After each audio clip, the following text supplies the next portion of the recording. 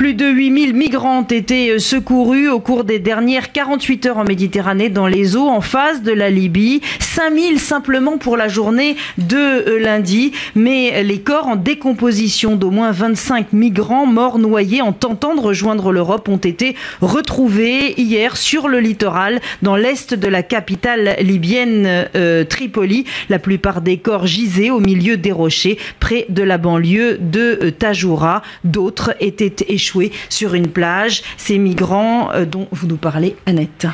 Et oui, justement, on a eu hier à l'ONU, pas à l'ONU, à l'UNESCO, la remise du prix Houphouët-Boigny à SOS Méditerranée, ce bateau de l'ONG qui est le seul actuellement à sauver ces migrants qui partent sur des canaux de Libye. Il n'y a aucune autre organisation à l'heure actuelle, aucun État n'a mis en place des navires pour aller sauver ces gens par milliers. Et d'ailleurs, hier seulement, il y avait 850 familles de migrants qui ont été récupérées par le bateau l'Aquarius.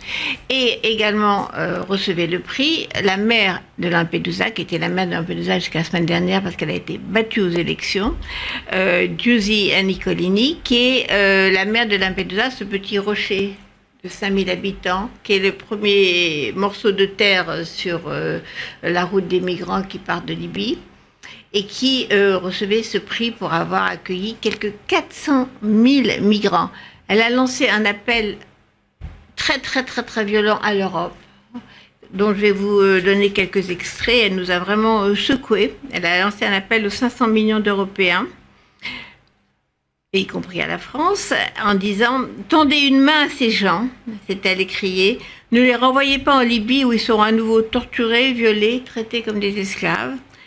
Elle dit qu'elle les voit arriver très abîmés parce qu'ils ont subi des sévices épouvantables chez les passeurs, aux mains des passeurs kurdes, pas turcs, libyens, en fait, des passeurs libyens.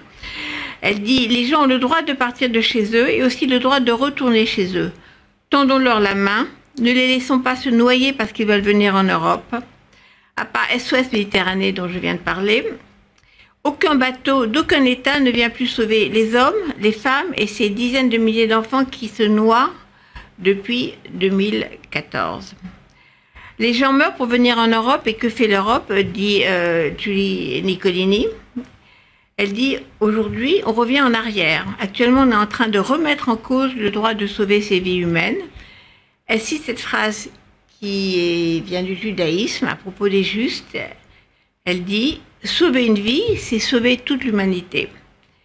La civilisation européenne ne nous dit pas qu'il faut être bon ou mauvais, généreux ou égoïste, de droite ou de gauche, mais de défendre la vie, respecter les droits de l'homme, que le vivre ensemble et la solidarité sont le seul horizon possible de ceux qui ont un dessein commun. Il nous faudrait une Europe des droits pour tous, capable de combattre la précarité, le mal-être, la sécurité, et de donner la force et le courage d'ouvrir ses bras.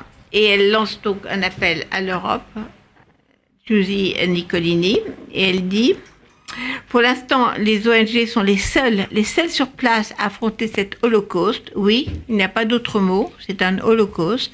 Et si les États ne prennent pas leurs responsabilités, il y aura des milliers de morts tous les jours. » Donc, comme vous venez de le dire, Paul-Henriette, nous ici, nous continuons à relayer cet appel qui peut-être sera entendu en France et en Europe.